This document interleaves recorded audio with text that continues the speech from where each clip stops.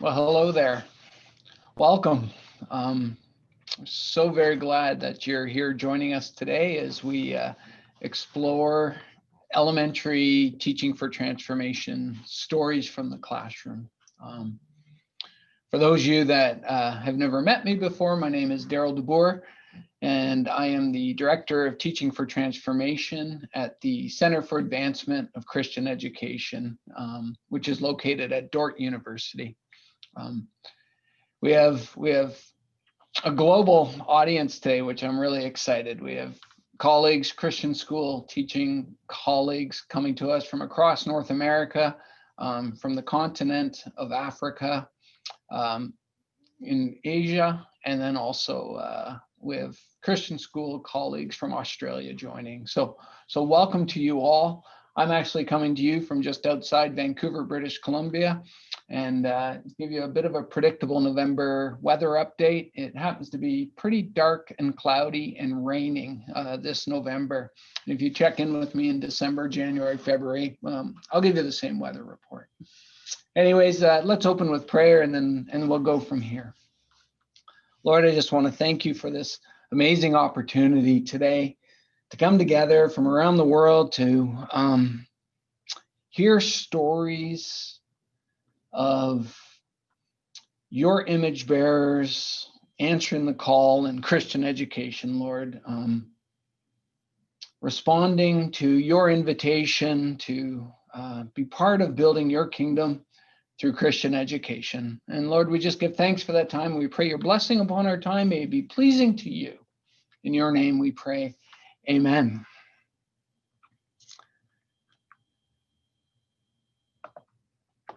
In typical teaching for transformation fashion, we always begin our time together with learning targets so that we're crystal clear about why we've come together and what we hope to achieve in our time together. So our target for the next hour is that we can gain a glimpse of teaching for transformation in the elementary classroom. And intentionally included the language of just gain a glimpse. There's so many facets to teaching for transformation that we're only just going to get a few snippets today of what we call the core practices of teaching for transformation. In fact, when I invited our storytellers who you'll meet very shortly to share stories from their classroom and said, okay, you have this many minutes to do that, to share the TfT story. Universally, the response was like, well, how are we going to do that? So I'm super excited to hear their stories today and see exactly how they will be doing that. And so as we do within TfT, where we say repeatedly, see the story, live the story, speaking to God's story and our role within God's story, it's only fitting that we spend our time together in stories of God's story. And we have storytellers to orient ourselves to the stories that you're going to hear in a few moments. I want to begin actually with a very specific story. And there's a wonderful colleague of ours named Tammy Boomsma who teaches kindergarten in a lovely Christian school in Michigan, United States, Dutton Christian School. And Tammy has a deep hope for her students. And I'll just read it here. It's on the screen. My students will embrace the knowledge that they are uniquely designed by our loving God to work and play in his world. And within teaching for transformation, deep hope plays a foundational role in all the things that we do. Matter of fact, we don't launch a school year, we don't design a learning experience without first identifying our deep hope to guide all of our planning, to guide our prayer for ourselves and for our students. So here you see that Tammy in her kindergarten class, as she launches and as she lives, this is the deep hope that she keeps in front of her as she designs her learning. And we often speak about, well, deep hope then needs practices and rhythms to stay alive. The last thing we want is our deep hopes become these grossly unwarranted hopes, or this fancy statement we say at the beginning of the school year, and then we forget about that. So Tammy, like all TfT teachers and the stories that you would hear today, she then designs learning experiences to keep deep hope alive, to ensure that deep hope continues to drive the learning in her classroom. And so you hear the language here of within this kindergarten, again, think kindergarten students here, We color God's world by partnering in the restoration of God's world. In kindergarten language, we're making God's world a better place to be. We're removing the bad, sad, and ugly and making it more beautiful.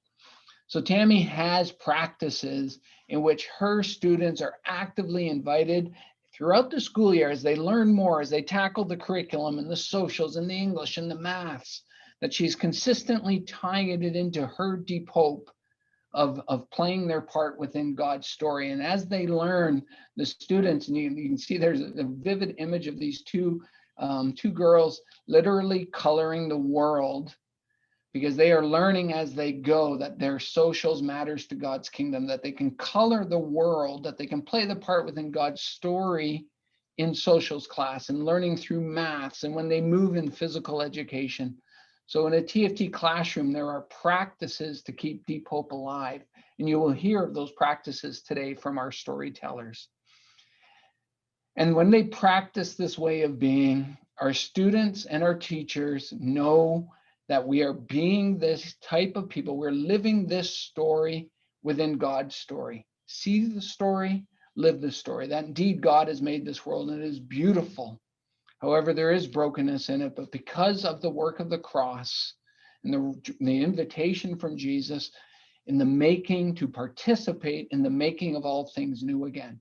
And this begins at a very young age with kindergarten students in Tammy Boomsma's class. They have important kingdom work to do to play their part in God's story. Matter of fact, there's work in kindergarten and there's a role for kindergartners that no one else can do.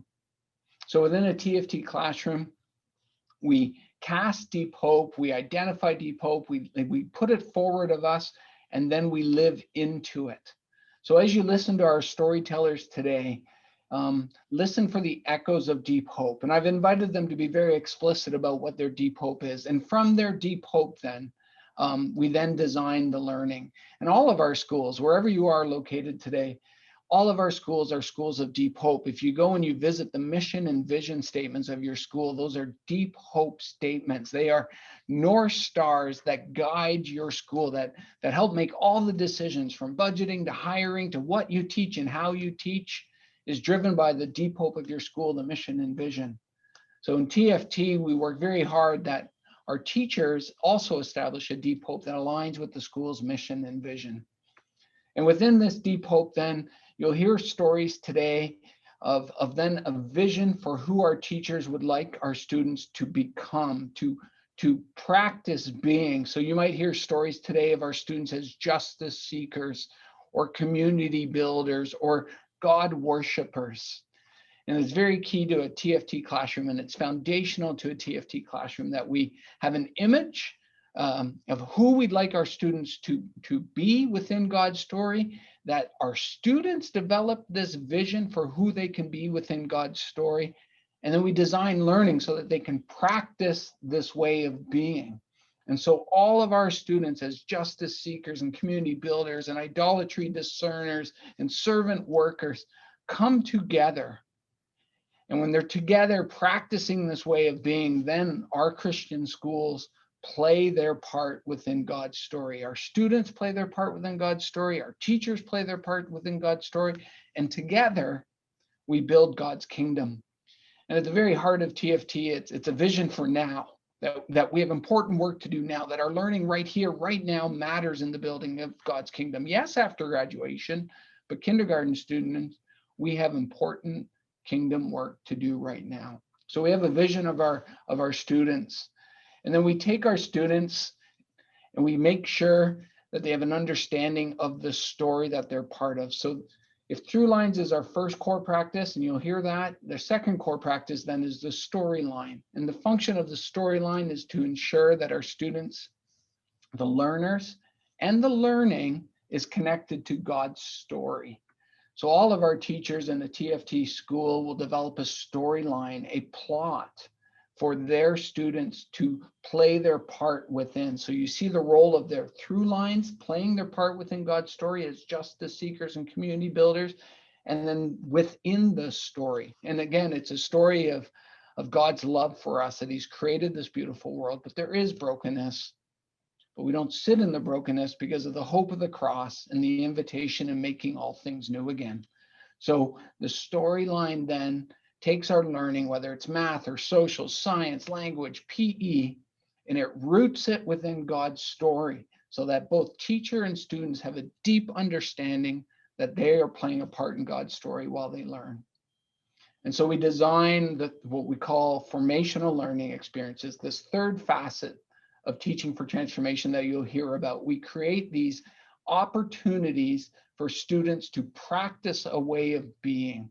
And we use the language with formational learning experiences and we call them FLEX for short. So by default into FLEX, that's what I'm talking about. We say students will be involved in real work, as we see these kindergarten students here being part of a crayon recycling program that will provide crayons for patients, for young children, patients in the hospitals, and have access to materials. We invite them into real works that meet the real needs of this world. And here's an image of a fourth grade student engaging with recent immigrants to listen to their story, to invite the story of immigrants so that they too feel honored as they come to a new country and can start to find their place within this new country. So sometimes meeting real needs and the real work to be done is simply listening, hearing a story, and then real work, real needs for real people. And we invite our students to be part of work that matters, that when the course is finished, when the subject is finished, when the grade level is finished, the type of work that they've been part of, because it matters, because it is building the kingdom, it continues on. And because our students do good work, there's people who need to hear these stories. So here's an example of again, another fourth grade student whose classroom story was published in this magazine because people needed to hear about the good work that was being done. So at the heart of FLEX are students engaged in real work, meeting real needs for real people. And it's in this invitation to be part of this, in the FLEX, that we ensure that our students practice a way of being while playing their part in God's story. So we don't just want to talk about it. We don't want to say, there's the story. Wouldn't it be neat if? We actually want to provide opportunities for them to practice a way of being. So as we meet our storytellers, keep in mind that we'd like you have ears for the echoes of a vision for the student, for who they can be within God's story, a vision of God's kingdom, by engaging in these learning experiences, these formational, these shaping learning experiences, by participating in real work that meets real needs for real people. So as we about to meet our first storyteller, I just lay this in front of you as because the three that we're going to meet are they've answered this call from Donald Miller in A Million Miles in 1,000 Years, where he too expresses a deep hope. And I'll just read it to you. If I have a hope, it's that God sat over the dark nothing and wrote you and me specifically into the story and puts us in with the sunset and the rainstorm as though to say, enjoy your place in my story. The beauty of it means you matter and you can create within it even as I have created you. So you're going to meet three storytellers who are creating with consistency within God's story, that view their teaching as playing their part within God's story. So I'd like to introduce you as we transition the technology over here. I'd like to introduce you to Stephanie Christensen, who comes to us from Avail Academy, just north of Minneapolis in Blaine, Minnesota. And she's a kindergarten teacher. And she's going to walk us through a story from her classroom. All right, thanks, Darryl. Well, my name is Stephanie Christensen, and like Tammy's story that you heard, I teach kindergarten. And my story today I wanted to share with you, I've titled Bubbling Over with Joy. And I just wanted to give you a quick overview of this story. If we could just go back one slide really quick. Thank you. So in this story that I'm sharing, we have our kindergartners and our 8th grade buddies, and we've created bookmarks in this learning experience for pastors in Uganda. We can go to the next slide. Thank you. And my deep hope in kindergarten is that when my students look back and they remember being in Mrs. C's class and they remember learning their letters and their numbers, what they really remember most is that we learned that we can let everything we do praise the Lord, that God has given us gifts and he's given them to us to use for him so that we can praise him, so that we can bring glory to him. And so in this activity, in this experience that we had, my deep hope was that we could form meaningful relationships with our 8th grade buddies to encourage new pastors in Uganda with our beautiful bookmarks so that we could praise the Lord. We can go to the next one. The 2 through lines that really fit well with this experience was being a community builder and being a beauty creator. I had this amazing group of kindergartners this year that this story took place, and they would just flood my desk with their beautiful works of art and their paintings and their journals. And I knew that God had given them these natural gifts for a reason. I also had heard about this ministry that my church was partnering with pastors in Uganda who had never received a Bible, and they would be receiving new Bibles that upcoming summer. And I also knew that we had these incredible leaders in 8th grade who were partnering with our kindergartners every week, and they wanted to work with us with whatever we were doing in kindergarten. And so to me, it was just this beautiful fit that we could be beauty creators with our art that was already a gift for us, and we could be community builders with not only our 8th grade buddies, but with these pastors in Uganda. And it worked out so well with these students' natural gifts and through lines that I really think this was something that the Lord gave us. We can go to the next one. So the storyline that my students were invited into was bubbling over with joy. And in kindergarten, we just naturally bubble over. It just comes out of us as young learners. They're just so full of energy and joy that everything they do is just bubbly. And so that was just a natural storyline that fits so well in kindergarten. And in this specific experience, we really wanted to share joy. So we have different learning experiences where we might bubble over with compassion or kindness.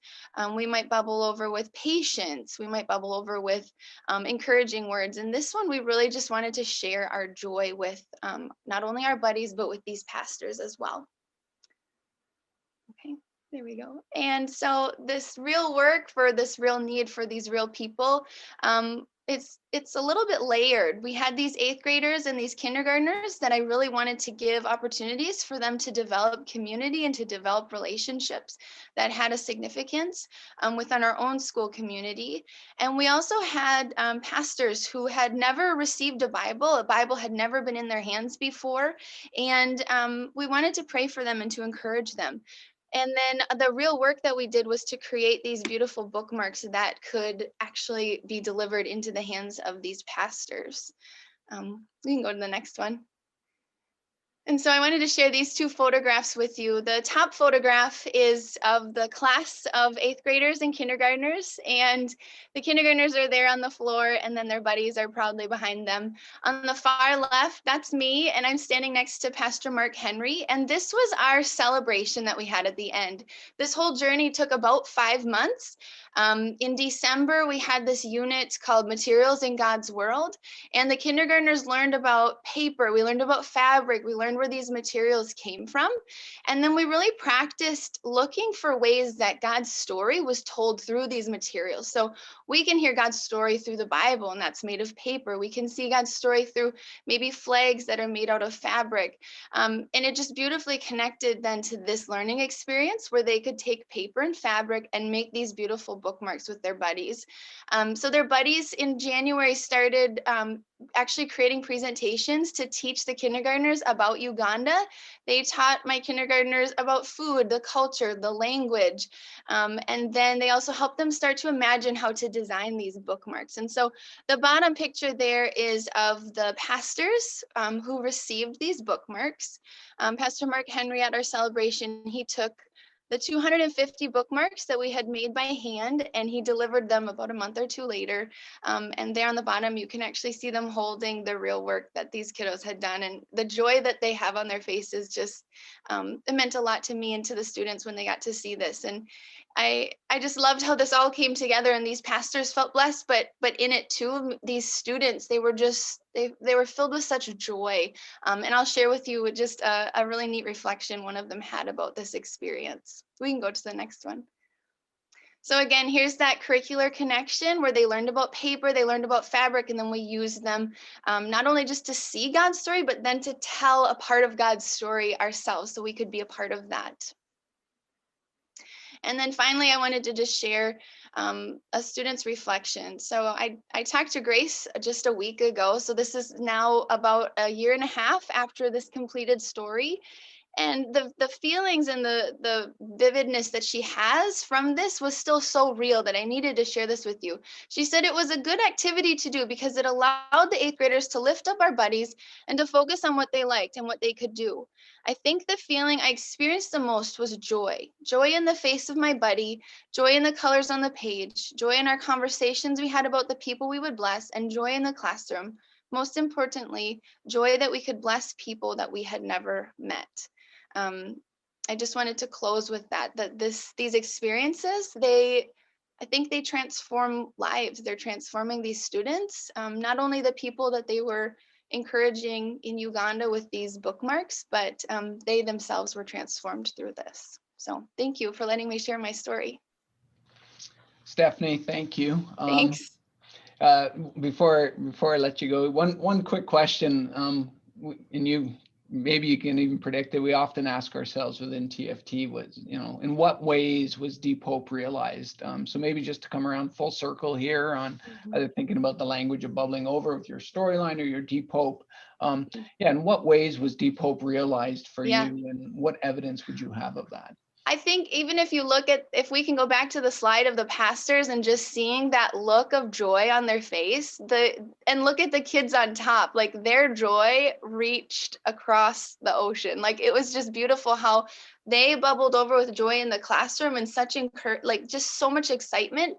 And then I think it was shared across seas and even in their own hearts. So yeah, I think it was very evident. Also in the artwork they did, if you go to the slide with the bookmarks on it, the language that they used too, upendo and amani and wana asefiwe, those were words that we learned that meant wana asefiwe means praise the Lord. And so they just wanted to say that to these pastors in their own language as well. And I think that was heard. So thank you for asking.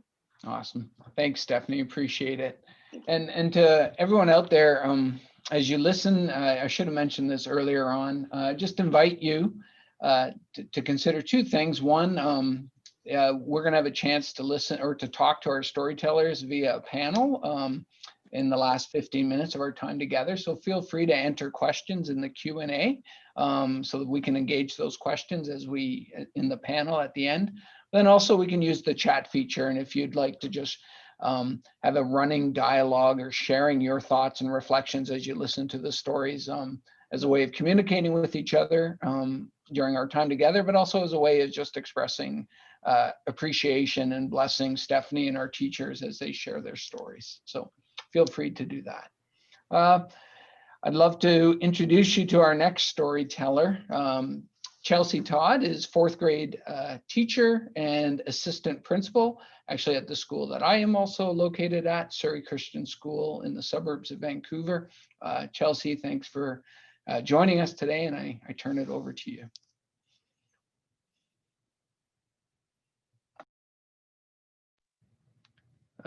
One second, we need to unmute you for a second. Sorry. Hi, thank you, Darryl. And I just said thank you, Stephanie, for sharing your story as well. I just really quickly introduce, if you go back one slide. So my work with the grade 4s was around building community through poetry. And in specific, we were looking to build community with our First Nations brothers and sisters. Our school is located on unceded, which means like taken land here in BC, of a few different First Nations groups, and one being the Kwantlen First Nations. And there's a picture of my kids actually when we went and built a connection with some people. And I'll share more about my dear friend Joseph. And you can go ahead to the next slide. So my deep hope for my students and for myself is shared on the right there with this image. And it's that we would notice and respond to the brokenness, being empowered to bring wholeness to God's mosaic. And the screenshot actually comes from a video that I've seen from the Bible Project. And they have a video to do with social justice, and it's really beautiful around how do we help restore brokenness to do with in relationships. So that's where my image comes from. Together, the students were they worked with my Deep Hope for many months, but then we drafted this Deep Hope together for this piece, for this couple months of doing this work. And then, so this is their language on the left that says, our deep hope is that we can work together to research and learn about the First Nations so we can discover a connection between us because we all belong in the same mosaic. And then looking at the through lines, for us, the main, definitely the one we were intentional about was being a community builder. And I debated whether to put justice seeker in here as well, because we were definitely seeking justice, but through building community, but really this was our focus. So the picture of the gentleman who's wearing the toque, his name is Joseph Dandaran, and he is a Kwantlen author, storyteller, poet, and just a wonderful human. And he is a really treasured friend to our school now. This is a growing relationship that we've had with him that started a couple years ago, just having him as a guest.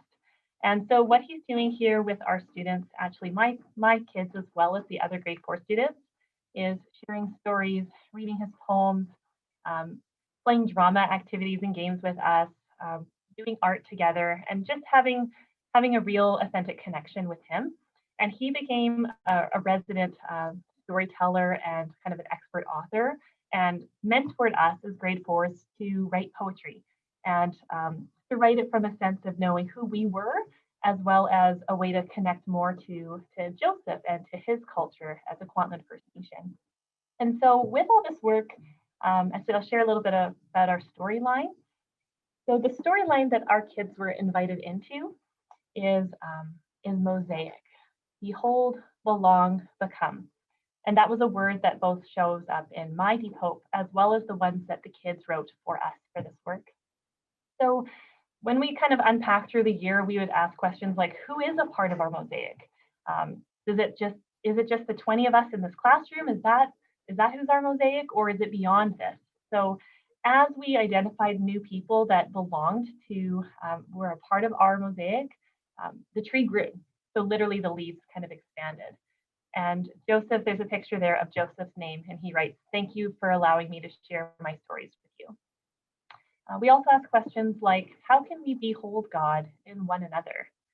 And what role can we play in restorying, or kind of to make like a new story, so restorying the Christian story with the First Nation story here in Canada. And without speaking too much to it, it's a very broken story.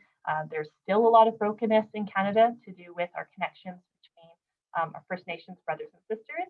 And it's an opportunity for us, for our students, to not just learn about it, but to actually be empowered to build a connection and to bring wholeness where there's brokenness still today because of our colonial history here in Canada.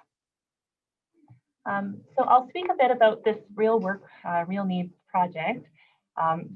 Super exciting. The kids wanted to have a real audience for their poems. They're very beautiful, very thoughtful, very deep, and inspired from their relationship with Joseph. And so we decided to put on a poetry cafe. And we connected with a community cafe and bistro, and they said that, yeah, come on in, we're gonna host, we'll block off the evening for you. And so the kids made posters, communicated it in the school as well as the greater community in kind of the Langley, Surrey area. They were just really excited to kind of get ready for this event.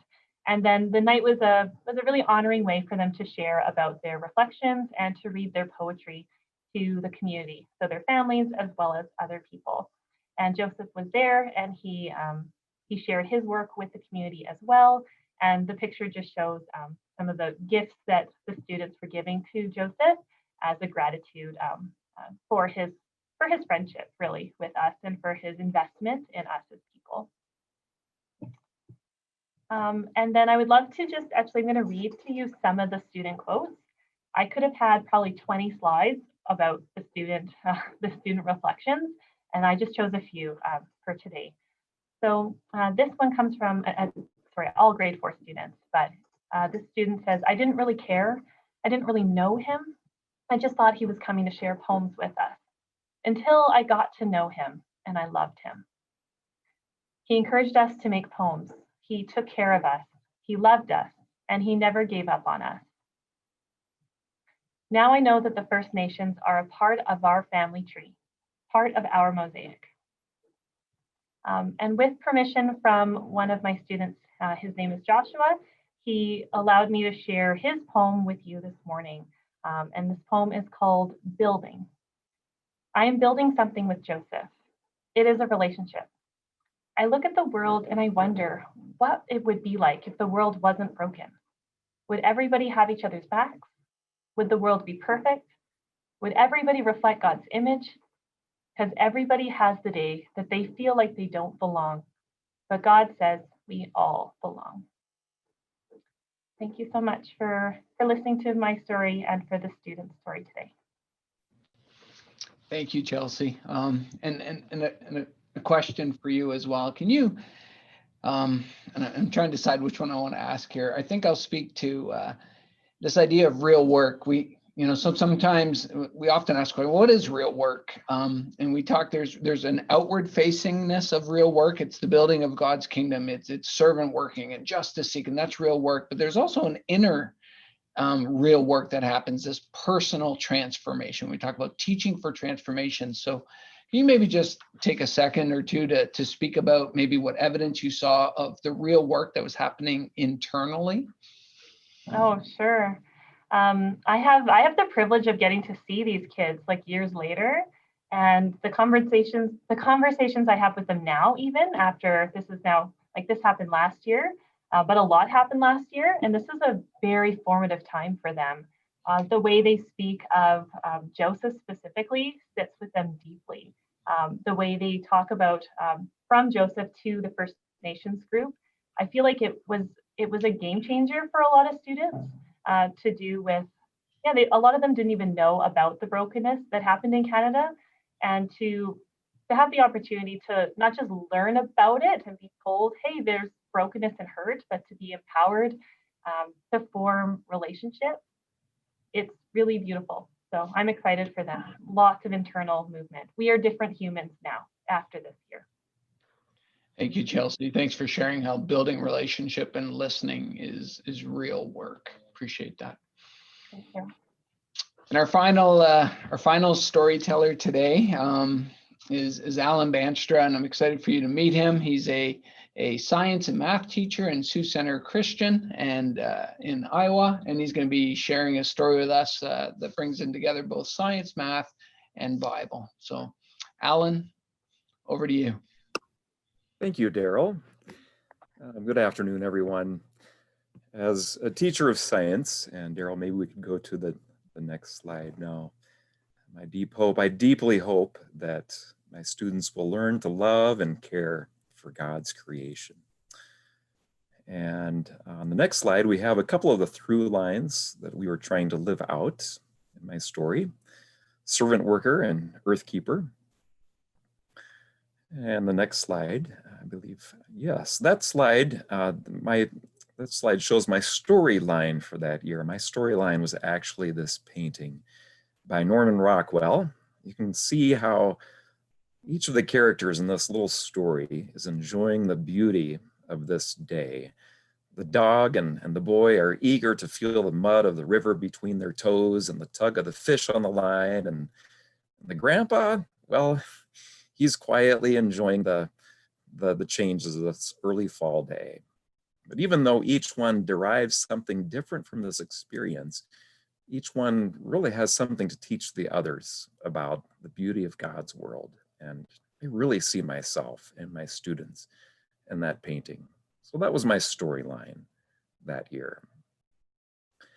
And I was looking for a formational learning experience tied to my study of ecology and honoring the cycles in creation. I wanted something with a little more pizzazz than picking up trash off the playground. And I know picking up trash is a wonderful thing to do.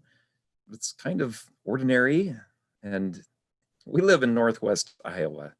The wind blows most of our garbage to South Dakota anyhow. Next day we get it all back. So I got to thinking about our school's soup supper. It's a huge fundraiser. You can see a glimpse of it on the next slide. Everybody comes to that soup supper, everybody helps. And by the end of the night, we filled a couple of dumpsters with used styrofoam bowls. I got to thinking, what if we could do something to make that evening a little more responsible? So I went to the chair of the soup supper and the head cook, and I said, I'm thinking about having my students engineer a change or two that might help us to reduce some of our waste. If we took care of any extra work, would you be up to give it a try? Ah, yeah, they were both in. So in science class, I started talking about the wonders of styrofoam, and you can see some of the pictures on the next page. Yeah, Darryl, if you wouldn't mind going to the next one there. The next slide, there we are. Yeah, on the left, I talked about the wonders of styrofoam and why our culture loves it so much. And then I talked about the impact of the fall. And when we throw it away, it doesn't really go away. Styrofoam stays and it stays. And I said, you know, the school soup supper is coming up, and that event consumes a lot of styrofoam. But we've been given permission to suggest a change. And if we did, what change do you think we ought to suggest? Well, on the next slide, you see the ideas that started to spring forth. And you can see how all of these ideas were generated by sixth graders. Got to thinking later, some of these ideas would have made great science experiments. I mean, take number 5, for instance.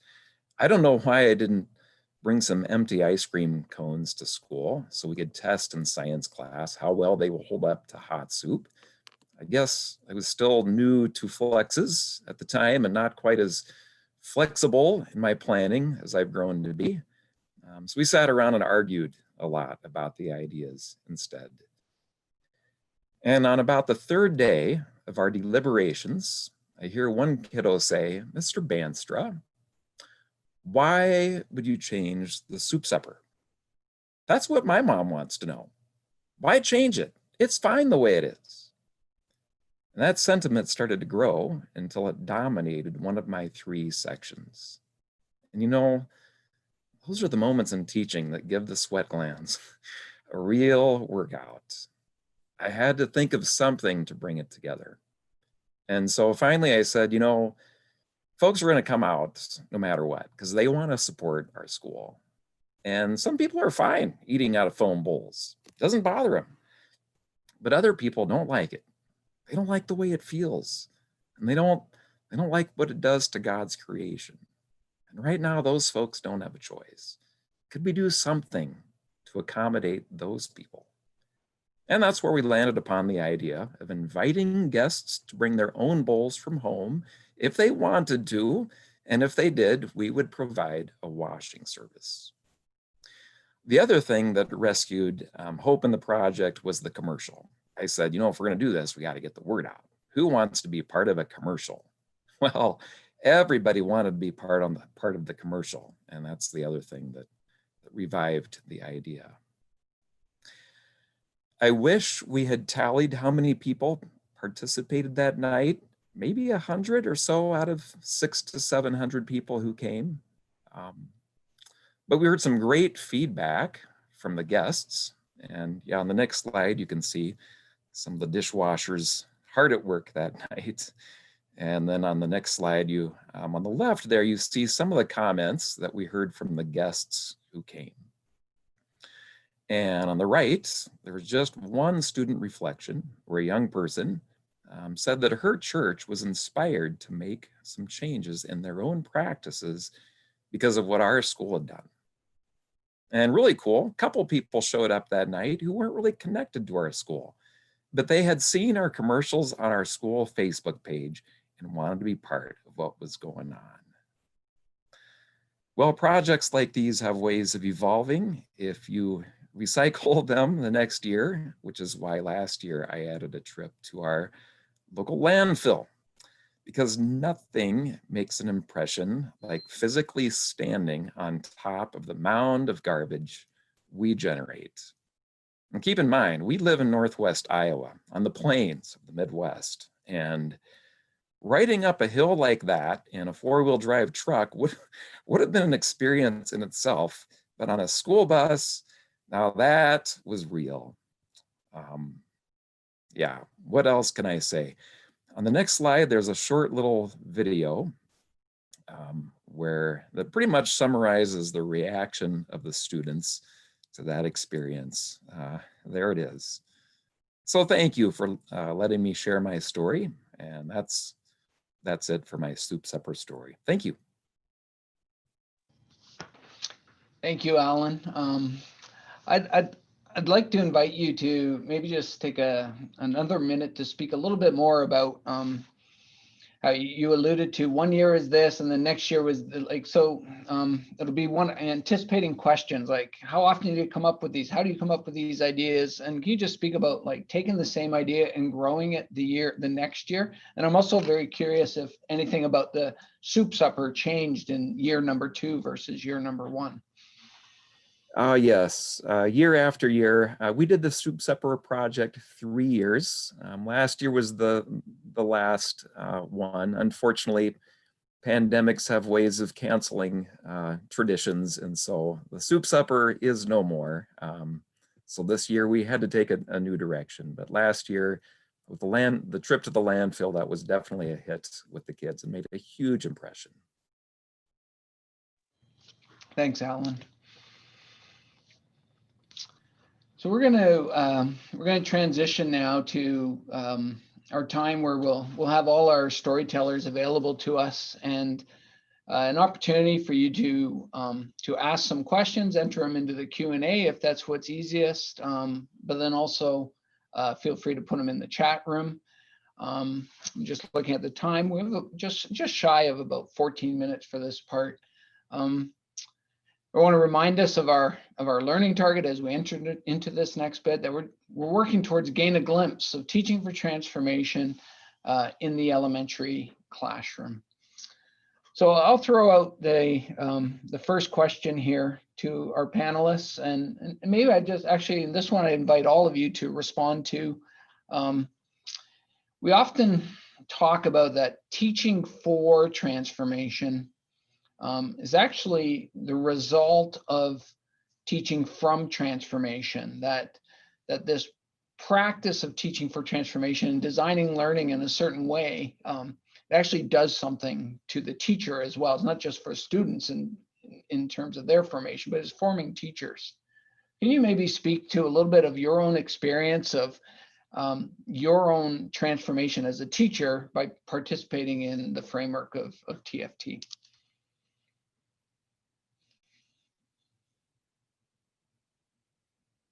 Whoever wants to go first. I can speak to that, Darryl.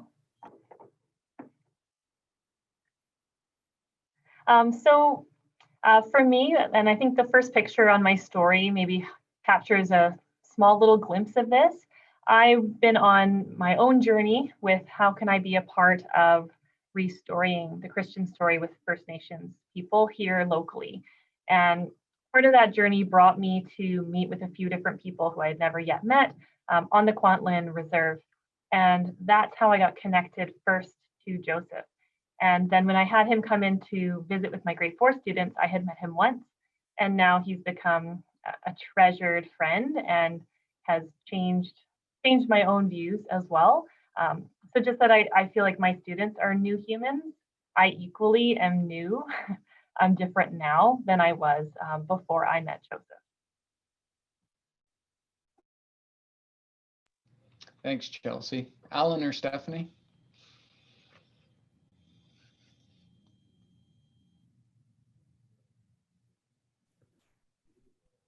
Yes, I would say one way I've been transformed by teaching for transformation is I'm constantly on the lookout for opportunities within our community to do real work for real people with real needs.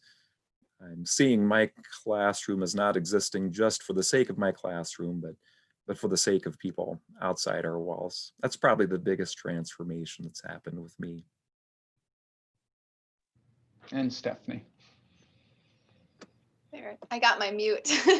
I would say for me, the biggest transformation is I just feel this joy in seeing my students be God's hands and feet. I mean, that's why we do what we do. We want them to grow deeper with their love for the Lord and to see their place in God's story, that they're not just these students who don't have a voice, but I have felt transformed in seeing them take ownership of this voice that they have now in this story within Teaching for Transformation.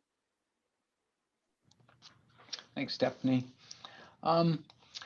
There's a question in our Q&A, and I'll speak to this. The question is, how does TFT and deeper learning relate to each other?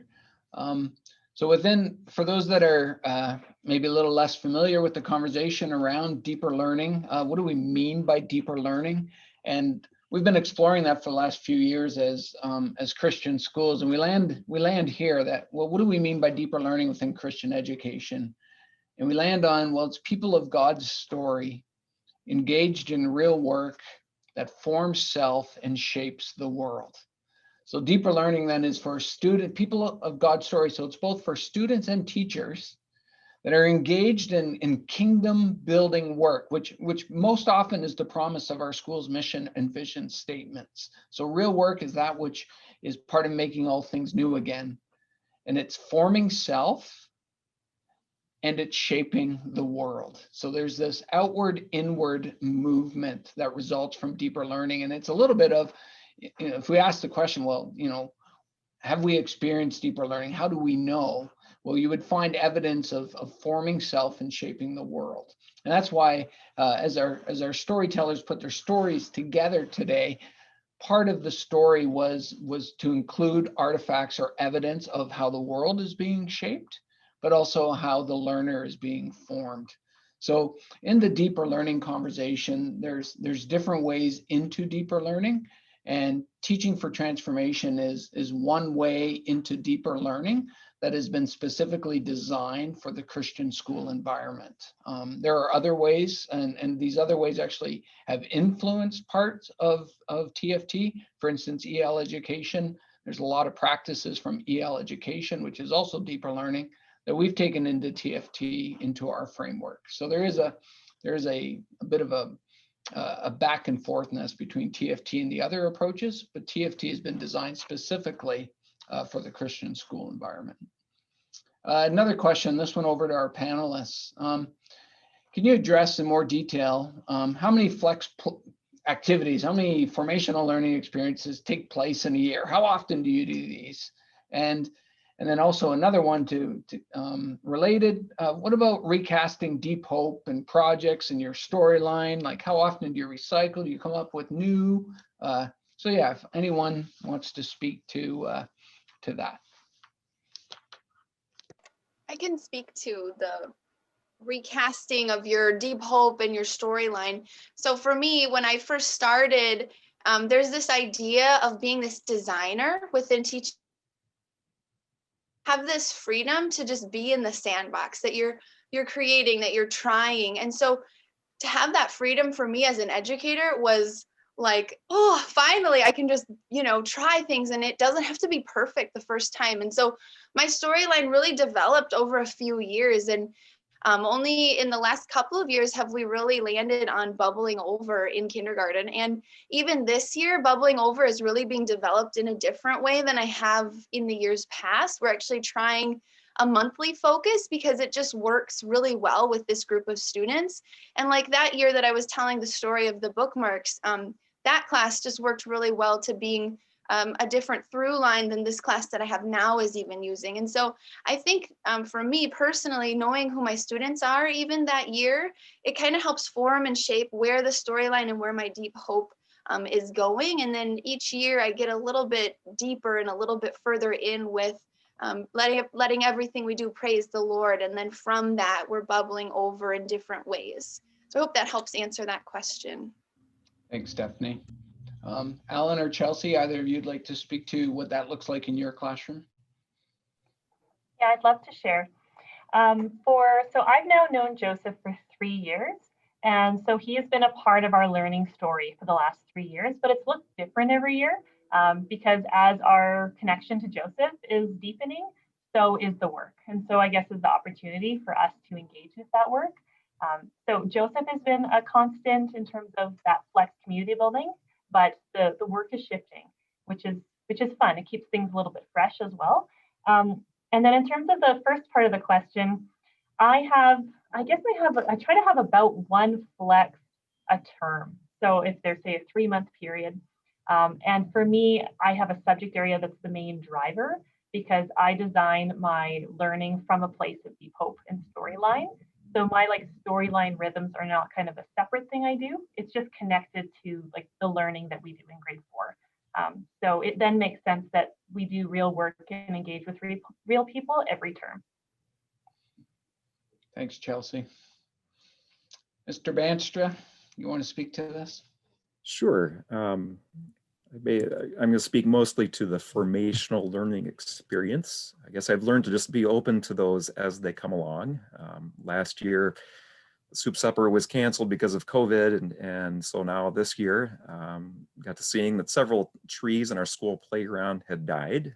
So this year, we're making one of our formational learning experiences to revolve around planting, replanting several of those trees and caring for the trees that are still alive. A couple months ago, the question came up in our class, will we always have clean water to use? And so in our town just put up a brand new sewage treatment facility. So for a week, we studied sewage treatment facilities. The kids made 3D models of facilities. And then we actually went on a tour to our local plant. So those are just a couple of formational learning experiences that have kind of fallen into my lap this year based on just listening to student questions and paying attention to needs in the area.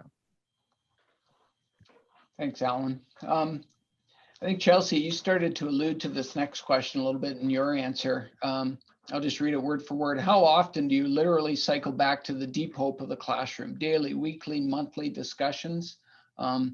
In TfT, we'll say very explicitly, we don't want our deep hope to become a grossly unwarranted hope or a pious wish where it sits there and we lay it out. This is huge, this means everything. And then, well, where did that go? So we do speak a lot about rhythms and practices.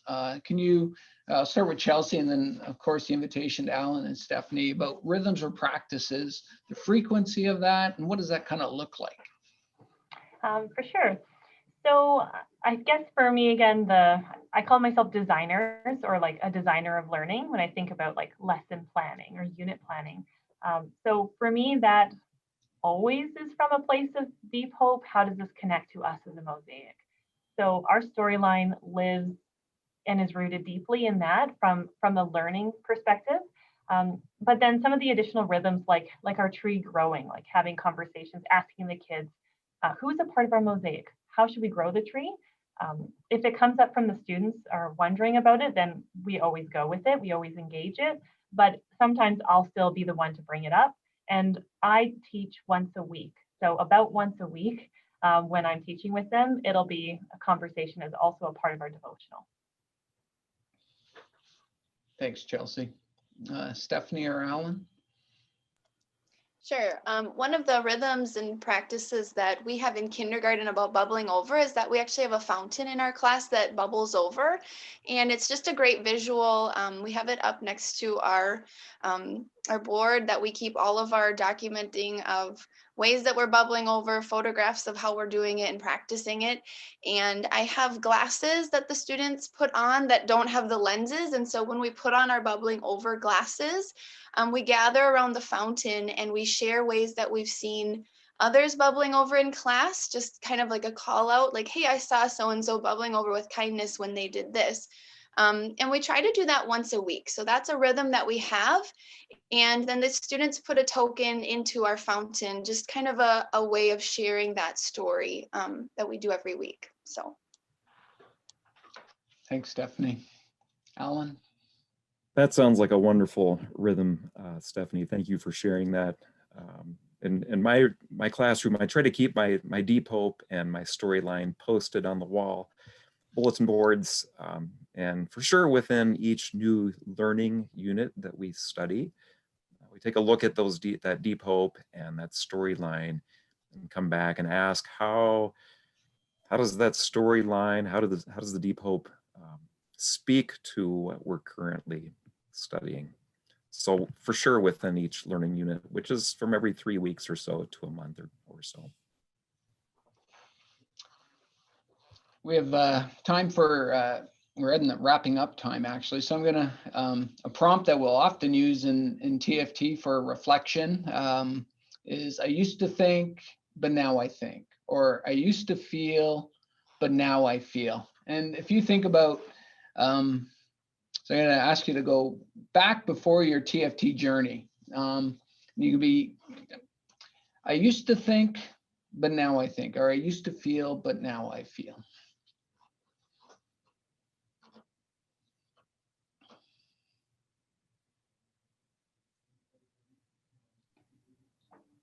I can share. I used to think that storyline and deep hope was a beautiful addition to the rest of grade 4. And now I feel that it's just all integrated, and that changes everything. Thank you, Chelsea. I used to, when I first started with Teaching for Transformation, I used to feel a little intimidated and unsure about where to start or where to begin. And through this process, I now feel really excited about trying new storylines or really digging into that deep hope with my kindergartners and giving them a voice in owning that. And so now I feel really excited about it and just giving myself that freedom again to just play in the sandbox. And that would be my encouragement to you as well, to just play in that sandbox and just see where God takes you on this journey. Thank you, Stephanie. All right, I used to be a person who designed ahead of time every last learning experience in great detail. I loved having that security. I now design units with an openness to student questions and needs, and I try to live in faith of following those needs and seeing where our learning takes us within those questions. So I guess now when I plan my units, I try to remain more open to opportunities that present themselves. Thank you, Alan. One of the things we, and this actually ties in nicely to how does TfT and deeper learning connect. Within deeper learning and within TfT, not only do we have a vision for who we like ourselves to be and our students to be within God's kingdom as idolatry discerners and God worshipers and servant workers, and sometimes we call these through lines habits of living. But an essential part of deeper learning in TfT is also habits of learning. So indeed, these living habits in God's kingdom, but we recognize that TfT happens within schools, and we want to shape our students into certain type of learners. And very fundamental to this, in the same way that teaching for transformation comes teaching from transformation, these habits of learning, and we've identified them to be curious thinkers, grateful communicators, joy-filled collaborators, and courageous designers. And fundamental to this, if we would like our students to become these learners and to be these learners, we as teachers need to embody that first. And so I just want to thank all of you for coming on and sharing your stories and embodying courageous designing and joy-filled communicating. I just deeply appreciate your willingness to do that and to share stories. So I thank you for that, for your embodiment. And to everyone, thank you for coming and spending time with us today. Tomorrow we're going to do same time, secondary stories. So if you're curious about what does this look like in a secondary classroom, I invite you to register and to come listen to secondary stories. And then on Wednesday will be a time of listening to our school leaders and what does it mean to lead a school on a journey. Always open to questions and feedback. So my email address is there, and there's more information about Teaching for Transformation available. Yeah, thanks for being with us. I wish you all a blessed rest of your day. Bye now.